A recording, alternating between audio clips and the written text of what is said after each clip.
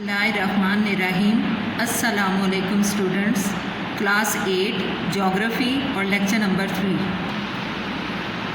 Lecture number 3 में students हमारे पास जो पेज रीडिंग के लिए आएंगे वो आप लोगों ने डिक्शनरी वर्क फाइंड आउट करके रीडिंग करके उसके बाद आप देखें कि हमारे पास पेज नंबर 7 और 8 है, इसकी हमें रीडिंग करनी है और उसमें हमारे पास जो आएगा क्वेश्चन नंबर 1 जो होगा वो फिर फुल हो जाएगा, यानी कि उसके साथ बार ग्राफ और जो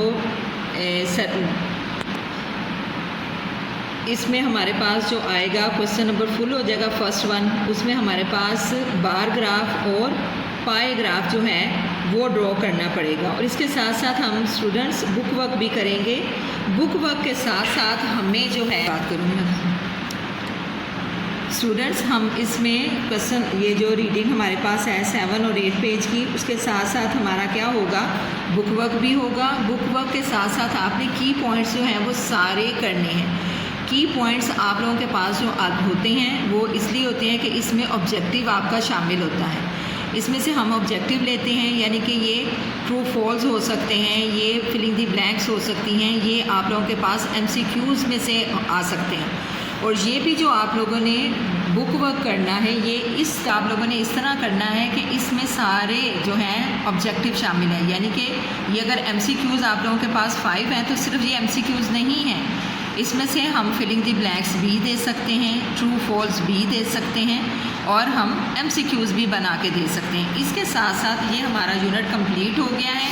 और स्टूडेंट्स आप ये देखें, जब एक यूनिट हमारा कंप्लीट हो जाता है तो उसके बाद आपको पता है असेसमेंट होती है। असेसमेंट जो होती है वो आपके पास यहाँ पे मौजूद जो इम्पोर्टेंट इंफॉर्मेशन होती हैं उनमें से भी होता है, डू यू नो का कॉलम बना हो उसमें से भी होता है, किसी भी किस्म की इंफॉर्मेशन उन्होंने अगर दी हुई है तो वो सारा ऑब्जेक्टिव में शामिल होता है। आई रिपीट, ऑब्जेक्टिव में आप लोगों के पास जो इम्पोर्टेंट इंफॉर्मेशन है वो भी शामिल है, डू यू नो जो है वो भी शामिल है, उसके की पॉइंट्स भी शामिल हैं और उसके साथ साथ बुक वर्क भी शामिल है। स्टूडेंट्स बार ग्राफ, इस ग्राफ में मुख्तलिफ मिक़दारों को यकसा मोटाई की पट्टियों की सूरत में ज़ाहिर किया जाता है और इनके दरमियानी फासलों में भी यकसानियत रखी जाती है। जैसे आप ये डायग्राम में देखें, ये आप देखें कि ये भी हमारे पास क्या है, ये O एक्सिस है और ये Y एक्सिस है, ये ओरिजिन है। अब यहाँ पे देखें जो वैल्यूज़ हमारे पास यहाँ पहले वहाँ पे लाइन ग्राफ में हमारे पास मंथ गिवन थे, यहाँ पे हमारे पास ईयर जो हैं वो गिवन है। अब आप ये देखें कि जो हमने ईयर की वैल्यूज़ जो हैं उसको उसके साथ मिलाना है, लेकिन हमने जब बार ग्राफ बनाना है तो हमने जो उसकी जो थिकनेस रखनी है वो भी इक्वल रखनी है, सब की थिकनेस जो है वो इक्वल हो। उसके साथ साथ आपने जो इन बिटवीन जो डिस्टेंस है वो भी इक्वल रखना है। इन बिटवीन डिस्टेंस जो होगा वह सबका इक्वल होगा और ये बार बन जाएगी और उसको आप शेड भी कर सकते हैं। लेड पेंसिल से आप उसको शेड कर लें या अगर वैसे भी छोड़ देंगे तो डजेंट मैटर। अब आप ये देखें कि हमारे पास जो है पाई ग्राफ आ गया। पाई ग्राफ में फॉर्मूले की मदद से दायरे के, यानी कि आपको पता है कि जो एक डॉट होता है वो 360 का होता है, डॉट से ही हम सर्कल ड्रॉ करते हैं, उसको 360 कहते हैं।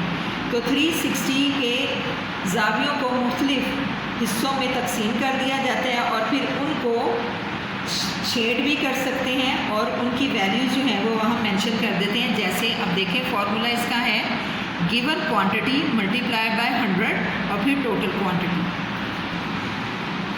ग्राफ जो होता है ना ये एक सर्कल की सूरत में होता है, सर्कल जो है वो 360 के एंगल होता है।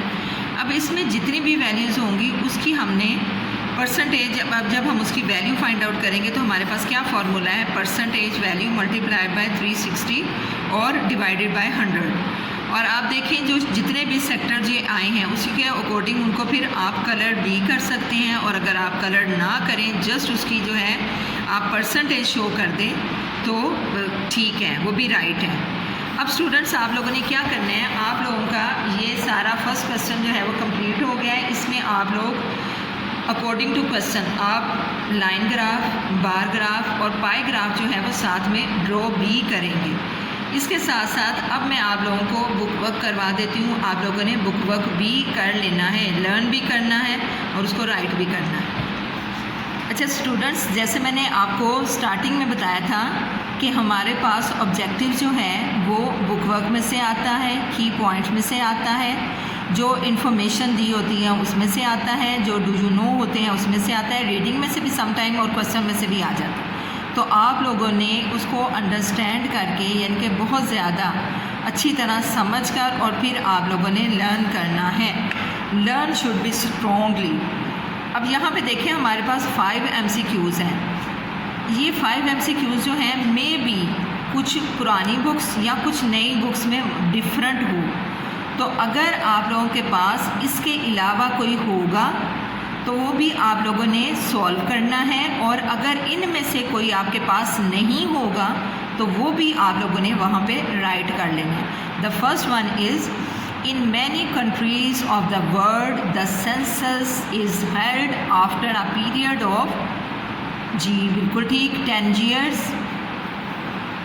When number 2 है when we have to show quantities of same type in percentages, the circle is supposed to be divided in 100 parts. The most suitable method to show distribution of temperature and rain is line graph.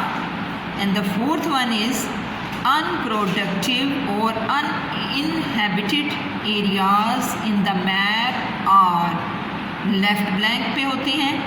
And how many types of graphs are discussed in the book? ये 3 हैं, line graph, bar graph and pi graph. Students I repeat कि आप लोगों ने इसको note just आपने MCQs के तौर पर याद करना है, बल्कि आपने इसको filling the blanks, true false के तौर पर भी याद करना है, ताकि आपको किसी भी सूरत में ये स्टेटमेंट्स जो है वो मिल सकती हैं। And take care of yourself till then next. अल्लाह हाफिज़।